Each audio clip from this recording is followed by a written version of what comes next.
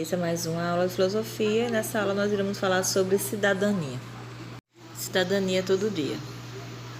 Você já deve ter ouvido inúmeras vezes os termos cidadão e cidadania. Afinal, em nosso país, as leis afirmam que somos cidadãos, ou seja, pessoas com direitos e deveres iguais na sociedade. Para compreender melhor o que significa ser cidadão, nós iremos fazer a leitura desse texto, que o título é Você não está sozinho. Então vamos lá para a leitura. Você vive isolado no mundo das pessoas, fazendo o que quer na hora em que bem entende? Provavelmente não, certo? Mesmo sem perceber, você já sabe o que é cidadania. Todo mundo que vive em sociedade tem deveres para cumprir e direitos para serem respeitados. Cidadania é justamente essa relação de respeito com o meio em que a gente vive e as pessoas que fazem parte dele.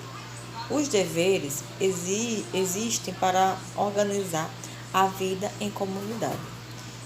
Em casa, na escola, na rua, no shopping, em qualquer lugar, a gente vai encontrar regrinhas, o que pode ser feito e o que não pode. Às vezes você perde a paciência com tudo isso, mas se não fosse desse jeito, a convivência ficaria impossível. Os direitos existem para que cada um de nós tenha uma vida digna e decente, ainda que nem sempre eles sejam respeitados. Como cidadão, todo ser humano já nasce com uma série de direitos. Por exemplo, direito à vida, ao trabalho, à liberdade. Também as crianças têm direitos, só para elas, assim como os consumidores e até mesmo os animais. Ser cidadão também é bater o pé para que os direitos não sejam só lei no papel.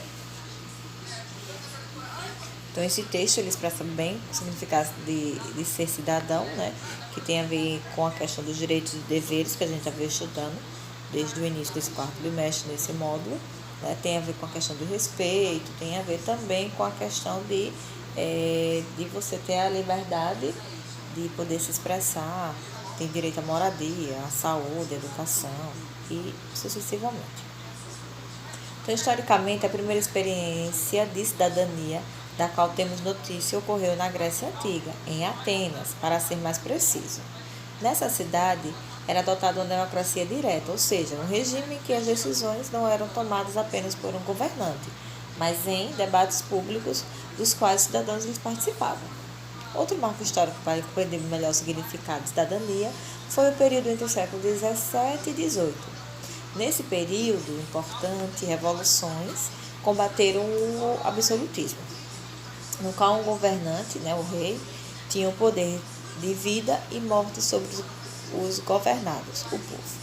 Tais revoluções contribuíram para propagar a democracia, que é o regime político cujo objetivo principal é garantir a participação dos cidadãos nas decisões que afetam a vida de todos. Essa participação ocorreu de diferentes maneiras, entre elas o voto para eleger os governantes. Nesse caso, trata-se da democracia representativa e não direta, como a ateniense. Por outro lado, na Grécia Antiga, a cidadania não contemplava todas as pessoas. Ficavam de fora do estatuto de cidadãos escravos as mulheres, os jovens, os estrangeiros e, em muitos casos, os mais pobres. Mas as revoluções dos séculos XVII e XVIII inspiraram-se no ideal de estender a cidadania a todos, promovendo a igualdade de direitos entre as pessoas. Assim, com o tempo, em muitos países, a escravidão ela foi proibida. As mulheres reivindicaram maior espaço da sociedade e as pessoas mais pobres não alfabetizadas passaram a ter direito ao voto. Isso ocorreu também no Brasil, mas é importante lembrar que tais mudanças ainda são recentes em nossa história, assim como nas demais nações do Ocidente.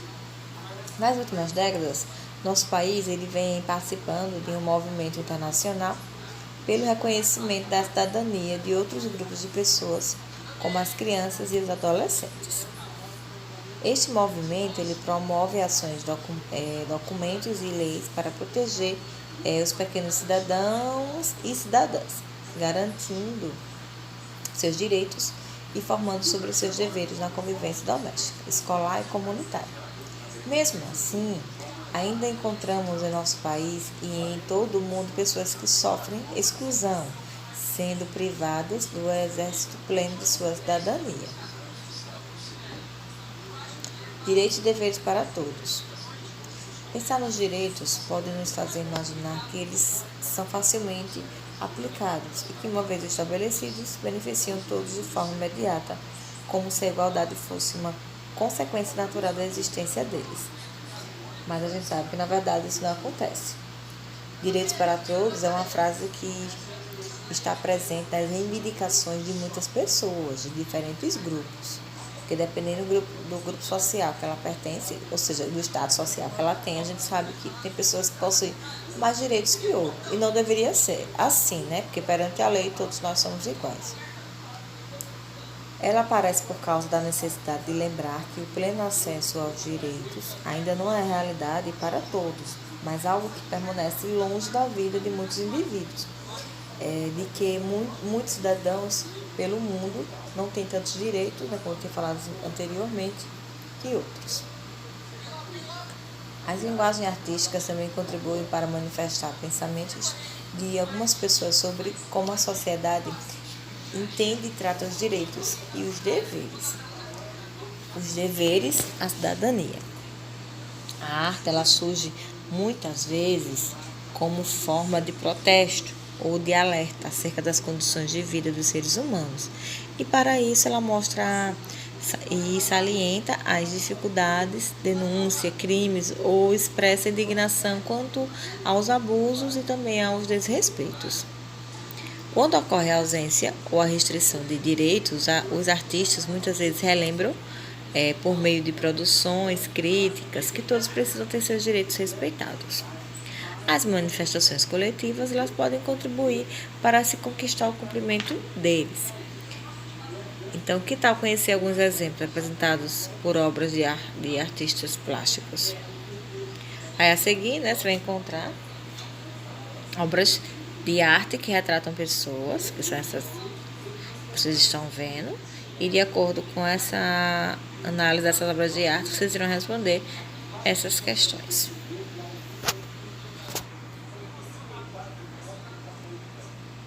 Então, ao nos depararmos com a existência de direitos e deveres estabelecidos, organizados por orientação de uma autoridade, podemos pensar: como ainda existem pessoas que sofrem tanto no mundo?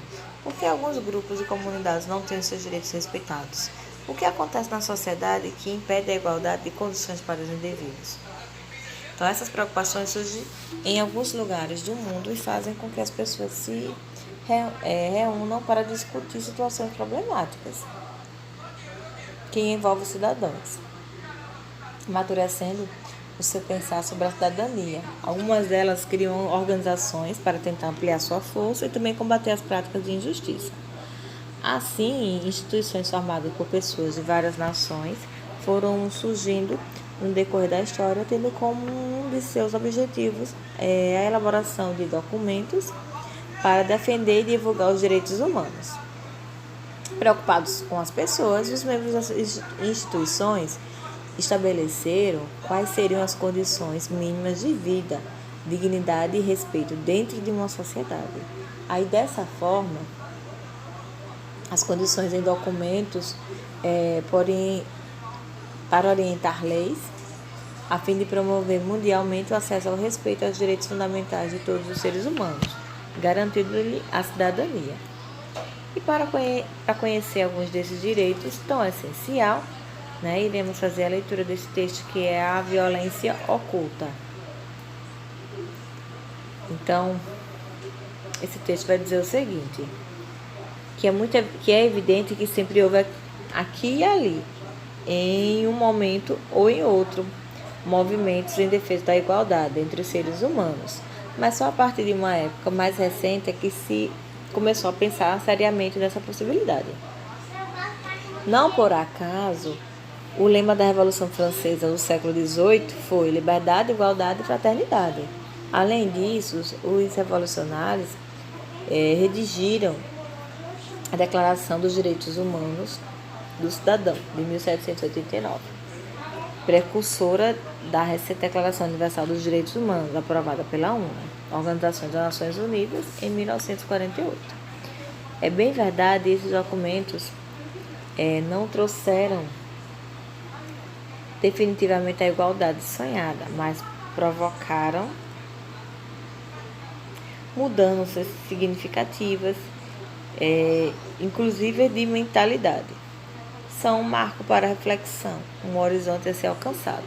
Mostram que todo ser humano tem direito a uma vida digna. Ser digno significa ser merecedor. Portanto, ter uma vida digna é dispor daquilo que qualquer ser humano precisa, para não ser diminuído em sua humanidade. Não pode faltar a quem quer que seja os bens fundamentais, como moradia, alimentação, saúde, educação, acesso à cultura, ao lazer e assim por diante. E na concepção democrática, ninguém é mais digno ou menos digno que outro. Todos merecem ser respeitados, todos são cidadãos. Por isso, a escravidão, que em outros tempos já foi aceita e legalizada, hoje é condenada. O mesmo com relação à tortura, a penas cruéis.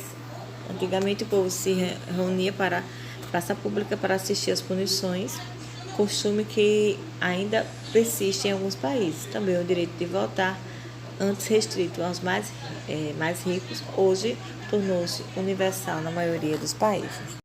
Liberdades que convivem, responsabilidades que surgem. Durante anos, a gente vê que a liberdade é um ideal compartilhado e um direito reivindicado por inúmeras pessoas. Talvez possamos dizer que o desejo de nos sentirmos livres, ele é algo que aumenta à medida que crescemos e também amadurecemos. Afinal, como adolescentes, é possível que você tenha uma grande expectativa de ampliar sua liberdade. Uma expectativa nem sempre atendida por aqueles que exercem autoridade sobre você e cobram obediência a determinadas regras. No entanto, ao pensar acerca da liberdade, é necessário considerar o fato de que toda ação tem efeitos pelos quais alguém deve responder. Quando somos crianças, são nossos pais ou outros adultos que respondem pelo que fazemos. Porém, à medida que crescemos, respondemos cada vez mais pelo nosso próprio agir. E isso acontece até que um dia possamos responder pelos atos de uma nova geração, a qual, por sua vez, também vai crescer e conquistar sua autonomia. Você já ouviu falar nessa palavra? Sabe o que ela significa? A autonomia ela é a prática do ser humano consciente de suas ações e que responde às suas escolhas. É como seguir uma lei própria, não respeitando as regras por sua obrigatoriedade, mas por reconhecer sua validade, colocando-se voluntariamente a favor daquelas que são justas.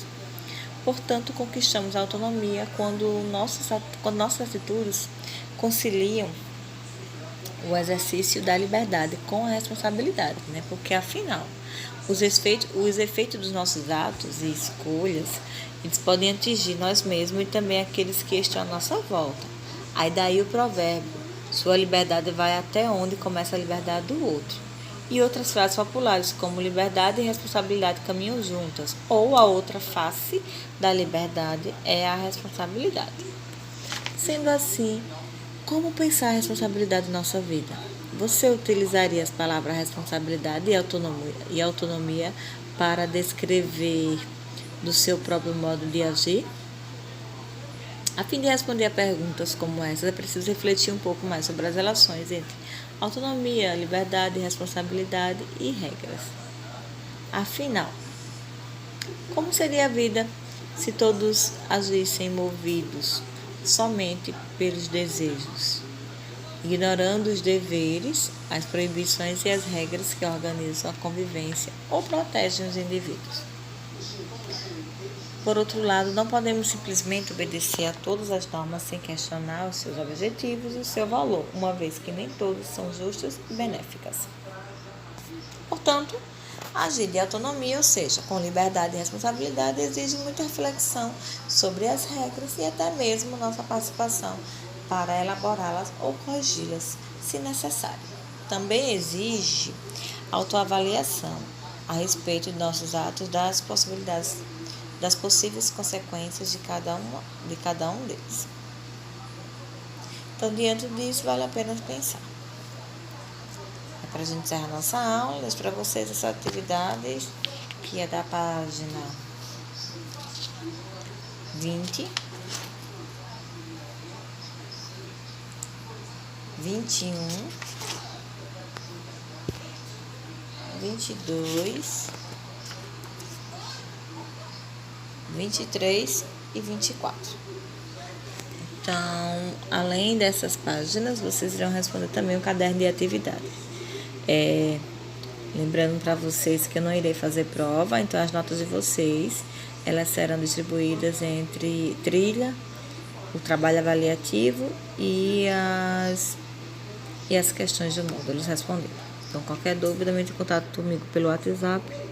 Até a próxima aula.